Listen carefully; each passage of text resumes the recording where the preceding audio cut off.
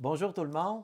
Dans notre étude sur le catéchisme de l'Église catholique, on a vu les deux premières parties. On est rendu au commandement de Dieu et le quatrième commandement de Dieu. Vous allez voir qu'il est plus étendu qu'on pense. Le quatrième commandement de Dieu, on dit, oh, regarde, c'est honore ton père et ta mère.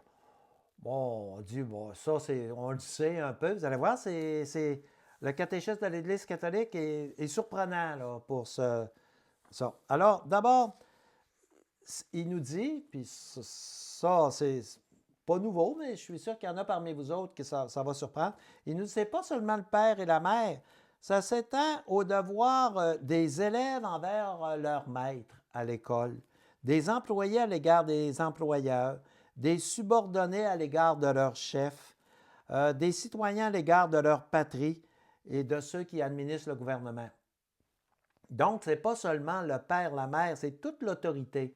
Alors, on va voir ce que l'Église catholique dit sur l'autorité. On dit que la famille chrétienne, c'est un peu le reflet de l'œuvre créatrice du Père. Ça, c'est 2205, ceux qui ont le catéchisme. Alors, on nous ouvre la porte là, à beaucoup de choses, mais évidemment, on revient au Père et à sa mère souvent. Mais on dit, n'oublie pas les douleurs de ta mère. Souviens-toi que tes parents t'ont donné le jour. Alors, ça, c'est le fondement. Là.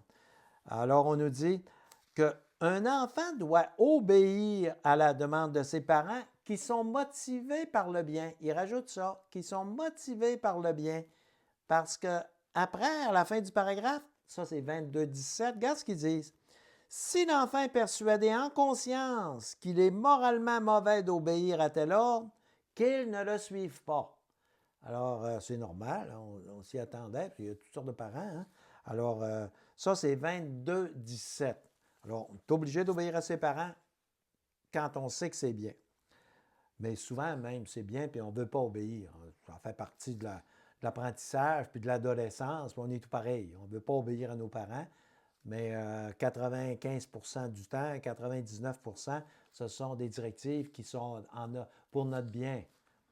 Alors, on dit aussi que c'est une grave responsabilité, ça c'est dans le même commandement, c'est une grave responsabilité pour les parents de donner le bon exemple à leurs enfants. Ils ne doivent pas hériter leurs enfants. Ils doivent les élever, au contraire, selon les principes du Seigneur. Alors, parce qu'ils ont raison de le souligner, ce n'est pas toujours le cas. Alors, aussi, les parents ont l'obligation d'apprendre à leurs enfants à prier. Alors, ils doivent, ils nous disent que c'est aux enfants de choisir leur profession. On n'a pas, ça ne se fait pas bien au Québec, en tout cas, là, imposer la profession aux enfants. Ça s'est peut-être déjà fait. Ça se fait peut-être dans certains pays, mais je ne pense pas qu'au Québec, on ait beaucoup de problèmes avec ça. Bien, on ne doit pas contraindre les enfants dans le choix de leur profession, c'est 22-30. On doit leur donner des avis, mais des avis judicieux. On doit pas, c'est pas à nous de choisir la profession de nos enfants. Il y a des pays qui le font peut-être, comme ils choisissent le conjoint. Au Québec, c'est pas là qu'on a un gros problème.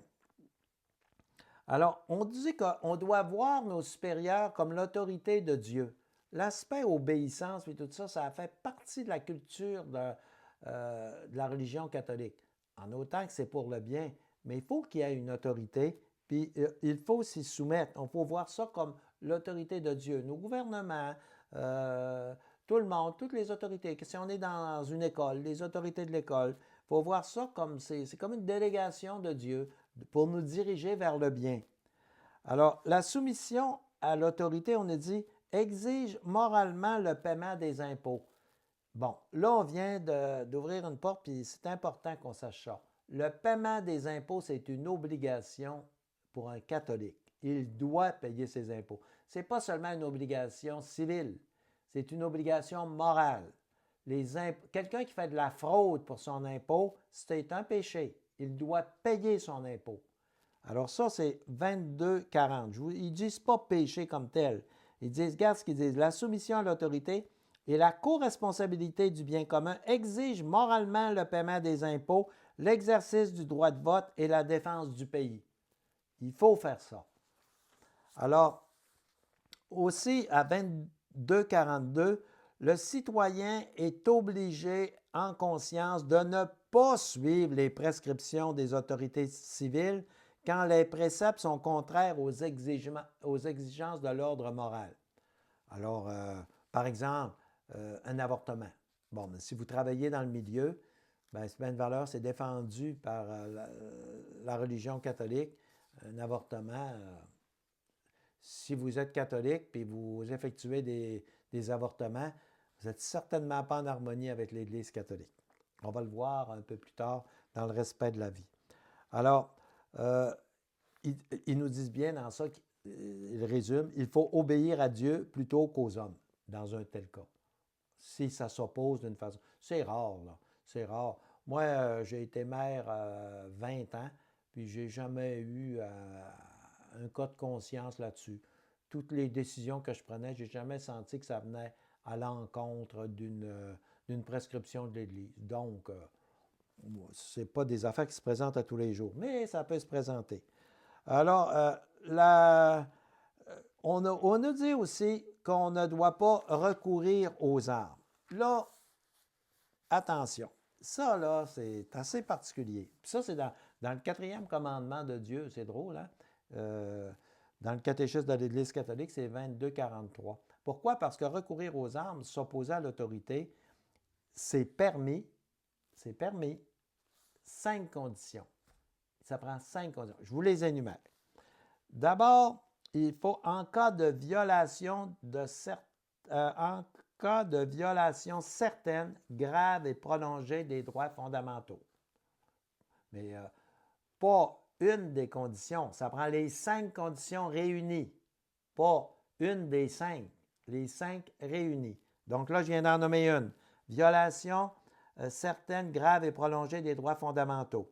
Deuxième condition. À avoir épuisé tous les autres recours. Tu les as tous épuisés et tu n'es pas capable. Sans provoquer de désordre pire. Si tu es pour provoquer un désordre qui est pire que le problème, il ne faut pas. Avoir un espoir fondé de réussite et qu'il soit impossible de prévoir raisonnablement des solutions meilleures. Donc, la résistance à l'oppression du pouvoir public peut se faire si ces 5 conditions-là sont réunies. C'est l'article 2243. Donc, on le sait dans certains pays, là, au Québec, c'est pas notre problème, mais on voit ce qui se passe dans certains pays du monde où il y en a qui font des révolutions, des choses de même. Bien, il faut que les 5 conditions soient réunies. Sinon, tu ne peux pas. C'est sûr que ça cause des problèmes de conscience importants, mais c'est comme ça. L'autre aussi, l'autre commandement de Dieu est assez. Ça nous ouvre, ça nous fait réfléchir sur tu ne commettras pas de meurtre, mais on va le voir demain. Là, on a terminé le 4e commandement sur Père et Mère, tu honoreras afin de vivre longuement. Là. On l'a terminé. Alors, on est à plus précisément 22,58. Demain, on entame ça, tu ne commettras pas de meurtre. Alors, je vous souhaite une bonne journée, puis je vous donne rendez-vous demain. Merci beaucoup. Bonjour.